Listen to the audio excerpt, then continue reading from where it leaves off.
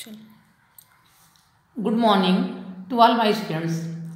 आज हम आपको क्लास 8 हिंदी फर्स्ट चैप्टर 15 जन्मभूमि का मान नामक चैप्टर के बारे में बताएंगे। इस चैप्टर में बताया गया है कि जन्मभूमि स्वर्ग से भी बढ़कर होती है। यदि जन्मभूमि के मान की रक्षा के लिए उसका सपूत अपने प्राणों की बलि दे दे तो शत्रु भी उसके देश प्रेम के सामने नतमस्तक हो जाता है।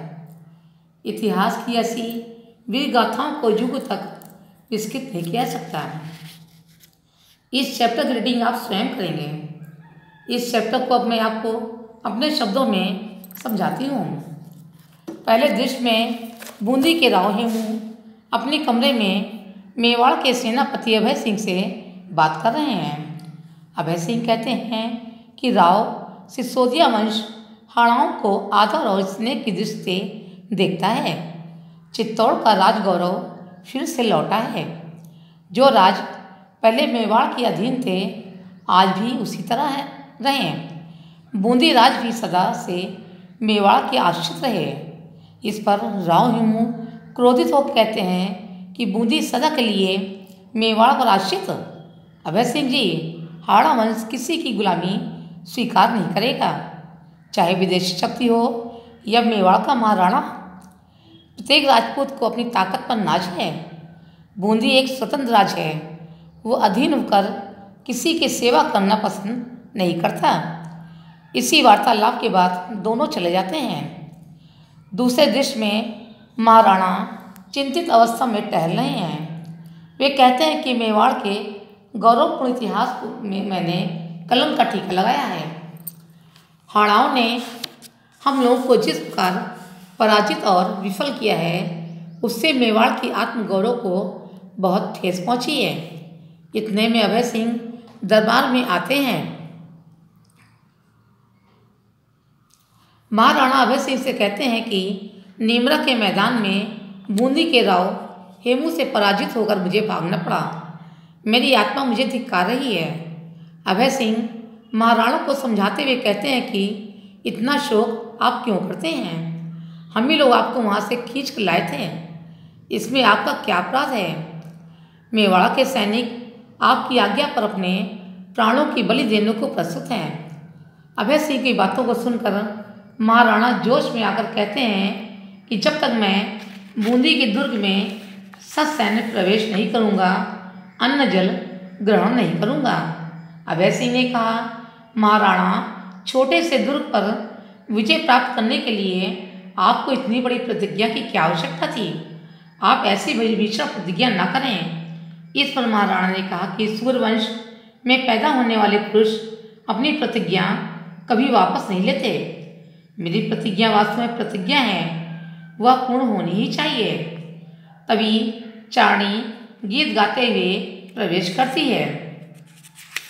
महाराणा उसे देखकर उससे पूछते हैं कि चारणी, तुम गीत के माध्यम से संपूर्ण राजस्थान को एकता की श्रृंखला में बांधकर देश की स्वाधीनता के लिए कुछ करने का आदेश दे रही हो, किंतु मैं दो जातियों में दुश्मनी पैदा करने जा रहा हूँ। इस पर चारणी कहती है कि महाराणा, मैं आपसे निवेदन करने आई हूँ कि आज हाड़ा शक्ति और साधनों में मेवाड़ के उन्नत राज्य से छोटे हैं, किंतु वे वीर हैं। आप उसे भूल जाएं और राजपूत शक्तियों में स्नेह का संबंध बना रहने दें। इस पर अभय सिंह चारणी से बताते हैं कि महाराणा ने प्रतिज्ञा की है कि जब तक वे बूंदी के गढ़ को जीत नहीं लेंगे अन्न जल ग्रहण नहीं करेंगे। यह सुनकर चारणी कहती है कि यहीं पर बूंदी का एक नकली दुर्ग बनाया जाए। महाराणा उसे विध्वंस करके अपनी प्रतिज्ञा पूरी कर लें। महाराणा को चारणी का सुझाव ठीक लगता है और वे सेनापति को नकली दुर्ग बनाने का आदेश देते हैं। तीसरे दृश्य में चित्तौड़ के निकट एक जंगली प्रदेश में नकली दुर्ग का मुख्य दरवाजा है। महाराणा लाखा और सेनापति अभय सिंह प्रवेश करते हैं। महाराणा अभय सिंह से कहते हैं कि दुर्ग तो बन गया, अब इस पर चढ़ाई करने का नकली खेल खेला जाएगा। अभय सिंह कहते हैं कि इस खेल में वास्तविकता लाने के लिए दुर्ग के भीतर कुछ सैनिक भेज दिए जाएंगे। वे बंदूकों से हम लोगों पर झूठे वार करेंगे। इसके पश्चात यह मिट्टी का दुर्ग मिट्टी में ही मिला दिया जाएगा। दोनों चले जाते हैं।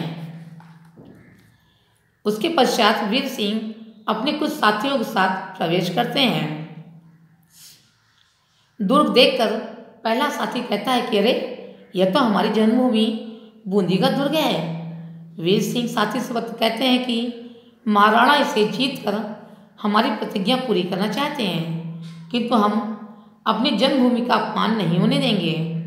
क्या हम इसे मिट्टी में मिलने देंगे? नकली दुर्ग भी हमें प्राणों से अधिक प्रिय है।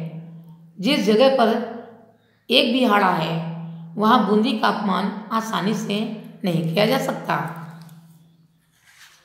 जिस जन्मभूमि की धूल में हम खेलकर बड़े हुए हैं, उसका अपमान कैसे सहन कर सकते हैं? यदि अवसर मिला तो हम बूंदी की ओर से अपने प्राणों की बलि दे देंगे। वीर सिंह अपने साथियों से कहता है कि प्रतिज्ञा करो कि प्राणों के रहते हम नकली दुर्ग पर मेवाड़ की राज पताका को स्थापित नहीं होने देंगे। चलो हम दुर्ग की रक्षा की तैयारी करें। चौथे दृश्य में बूंदी के नकली दुर्ग का द्वार बंद है। महाराणा लाखा और अभय सिंह प्रवेश करते हैं। महाराणा कहते हैं कि सूरज डूबने को आया, किंतु हमारी सेना बूंदी के नकली दुर्ग पर अपना झंडा स्थापित करने में सफलता प्राप्त नहीं कर सकी। वीर सिंह और उसके मुट्ठी भर साथी अभी तक वीरतापूर्वक लड़ रहे हैं। चलो अच्छा हुआ, हमारे खेल में भी कुछ वास्तविकता आ गई है। सच पूछो तो वीर सिंह की वीरता देखकर बड़ी प्रसन्नता हुई। मैं चाहता था कि ऐसे वीर के प्राणों की किसी प्रकार रक्षा हो सकती है। वह देखो, दुर्ग की उस दरार में खड़ा होकर वीर सिंह कितनी फुर्ती से बाण वर्षा कर रहा है। धन्य है ऐसी वीर, धन्य है वो माँ जिसने ऐसे वीर पुत्र को जन्म दिया है। तभी तेज धमाका और प्रकाश होता है। उसे देखकर महाराणा अभय सिंह से कहते हैं कि गोले के वार से वीर सिंह की मृत्यु हो गई है। जाओ अभय सिंह, दुर्ग पर मेवाड़ की पताका फहराओ और वीर सिंह के शव को आदर के साथ यहाँ ले आओ।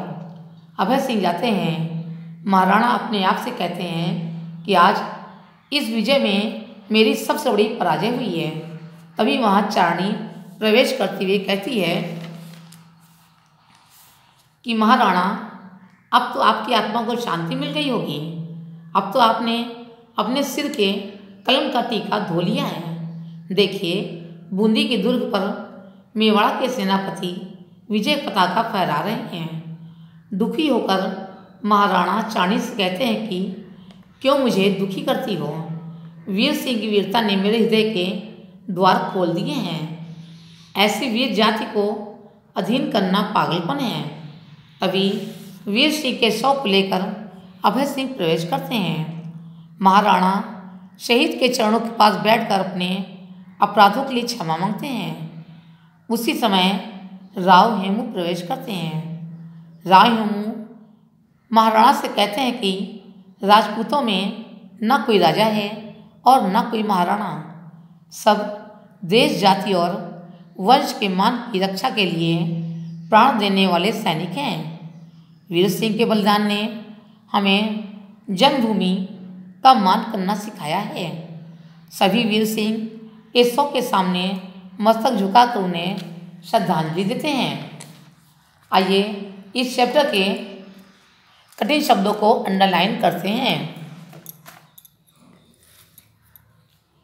बूंदीगढ़, हाड़ाओं, असंगठित, विदेशियों, चित्तौड़, आश्रित, कल्याण, श्री गणेश, महाराणाओं, व्यथित।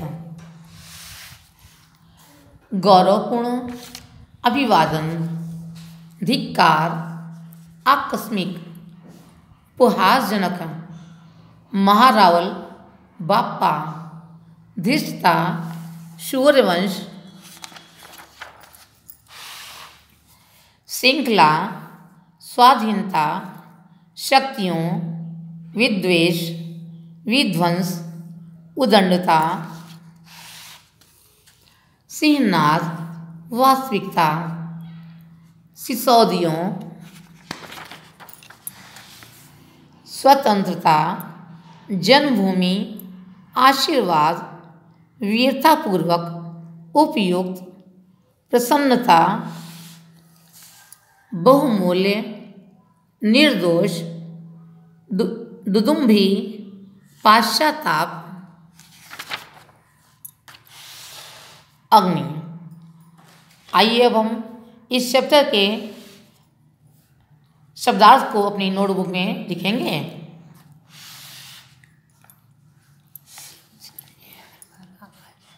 आइए अब हम अभ्यास कार्य करते हैं। पहला सही विकल्प चुनिए। क, अभय सिंह कौन था? मेवाड़ का सेनापति। खा, सिसोदिया वंशहाराओं को किस नज़र से देखता था? आदर और स्नेह से।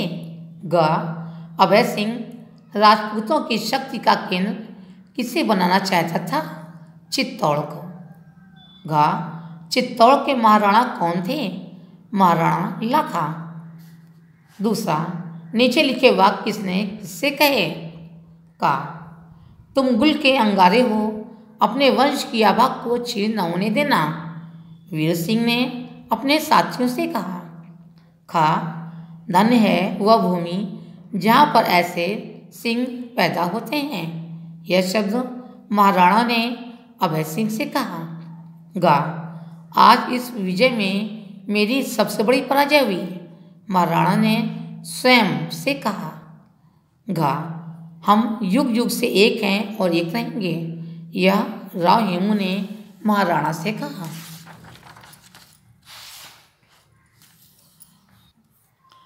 तीसरा, उपयुक्त शब्द चुनकर पाठांश पूरे कीजिए। अपमान, प्राणों की बलि, मेवाड़ की स्वतंत्रता, मेवाड़, बूंदी, नमक, जन्मभूमि, महाराणा। जिस डैश के धूल में खेलकर हम बड़े हुए हैं, जन्मभूमि, उसका डैश भी कैसे सहन किया जा सकता है? अपमान, जब कभी डैश पर आक्रमण हुआ, मेवाड़ की स्वतंत्रता, हमारी तलवार ने उनके डैश का बदला लिया, नमक। लेकिन हम डैश और डैश के मान का प्रश्न आएगा, हम मेवाड़ की दी हुई तलवारें डैश के चरणों में रखकर चुपचाप विदा लेंगे।